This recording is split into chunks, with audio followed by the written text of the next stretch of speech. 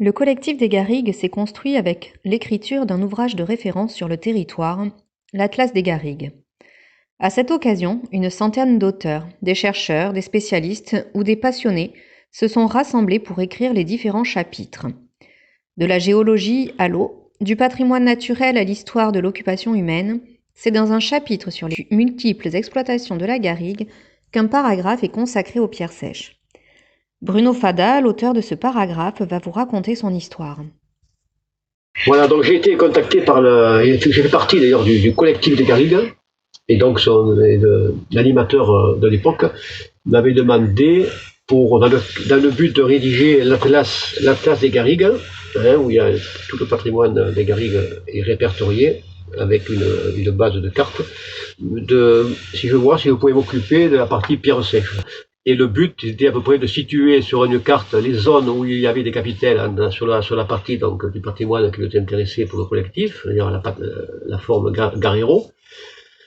Donc, et ensuite, donc, il faut être cette carte en valeur. Donc, j'ai écrit pour le collectif un article sur l'Atlas, donc, pour expliquer un peu la pierre sèche, pourquoi de la pierre sèche, et qu'est-ce qu'on peut trouver comme édifice bâti en pierre sèche. Et ensuite, donc, voilà, ça c'est la partie écrite, et la partie carte. Donc, ça a donné cette belle carte. Je ne sais pas si vous la verrez un peu là, peut-être. La carte qui est là, où les petites sphères représentent en gros le nombre de capitaines dans les communes concernées. Les points noirs, je ne sais pas si ça se passe à la caméra, mais les points noirs, éventuellement, ce sont les endroits où il peut rien avoir, mais où je n'ai pas pu retrouver de traces. Donc, c'est des points à prospecter, et qu'on pensait qu'éventuellement, donc ça donnerait envie à certaines personnes de se lancer pour recenser leur capitaine. Une rencontre avec l'association Tyriade en 2012 nous avait permis de découvrir OpenStreetMap et les cartoparties. Nous avons vu là un outil universel qui nous permettait de construire une base de données en plus d'une carte et une méthode d'animation qui permettait de lier la découverte du territoire, la rencontre des acteurs qui pouvaient partager soit leur connaissance du patrimoine historique ou leur maîtrise de l'outil informatique. À partir de là, de nombreuses cartoparties ont été organisées de part et d'autre des garrigues pour cartographier les capitelles, les cabanes, les garennes et autres patrimoines en pierre sèche du territoire. Donc 5 ans après la parution de l'Atlas, on a éprouvé le besoin de faire un genre de guide pour fédérer un peu plus d'associations, éventuellement les aider, les conseiller, les aider pour faire un relevé sur carte de leur patrimoine dans les communes où il y avait déjà des associations avec des sentiers balisés où on pouvait éventuellement donc faire un travail en règle par rapport à la loi et par rapport aux propriétés privées, etc.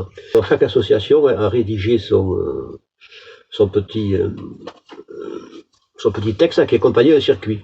Voilà, donc là on a un circuit, puis à côté le texte qui explique ce qu'on va voir sur le circuit, et en même temps qui explique aussi pourquoi ces capitales ont été restaurées, qui c'est qui les a restaurées, et que fait l'association actuellement pour les préserver et pour éventuellement en restaurer d'autres ou chercher d'autres éventuellement, pour compléter leur inventaire. Parce que là, dans ce genre de travail, l'inventaire n'est jamais définitif, on a toujours des bonnes découvertes, des bonnes surprises. Dans les fourrés, on trouve toujours quelque chose qui s'est caché dans les fourrés. Le pari que nous avions fait au moment de l'écriture de l'Atlas des Garrigues, en nous disant que cette carte des capitelles dans le Gard et dans l'Hérault susciterait l'envie de retourner sur le terrain, était gagné, puisque, comme nous l'avons dit, de multiples cartoparties ont été organisées, et à l'issue de ces cartoparties, les associations, les particuliers, les communes qui avaient pris part à ce projet ont eu envie de valoriser tout ce travail dans le fameux guide Pierre Sèche, qui lui fait le focus sur des sentiers, des balades qui mettent en avant ce patrimoine tout particulier. Pour que le travail du collectif des Garrigues puisse être réapproprié par d'autres territoires et puisse se poursuivre au-delà de notre action, nous avons partagé sur le wiki OpenStreetMap un glossaire, une méthode que nous avons mis en place pour coder ce patrimoine dans OpenStreetMap. Ainsi, d'autres territoires qui ont ce genre de patrimoine en pierre sèche, qui ne l'appellent pas forcément capitelle, mais qui ont la même morphologie, pourront suivre la même méthode que nous et alimenter la base de données et les connaissances globales sur ce patrimoine en particulier.